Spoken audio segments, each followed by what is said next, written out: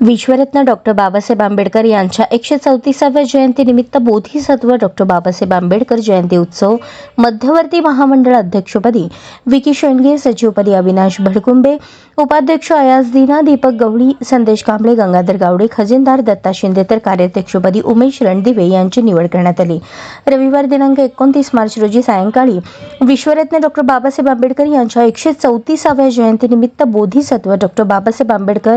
जयंती उत्सव मध्यवर्ती महामंडळ सोलापूर यांच्या वतीने डॉक्टर औदुंबर मस्के यांच्या अध्यक्षतेखाली नूतन पदाधिकारी निवडीची बैठक नार्थकोट प्रशालेच्या मैदानावर आयोजित करण्यात आली होती. कार्यक्रमाच्या सुरुवातीला विश्वरत्न डॉक्टर बाबासाहेब आंबेडकर यांच्या पुतळ्यास बोधिसत्व डॉक्टर बाबासाहेब आंबेडकर जयंती उत्सव मध्यवर्ती महामंडळ विश्वस्त अध्यक्ष बाळासाहेब वाघमारे, प्रमुख पाहुणे डॉक्टर औदुंबर मस्के यांच्या हस्ते पुष्पहार अर्पण करून सामुदायिक बुद्धवंदना घेण्यात आली.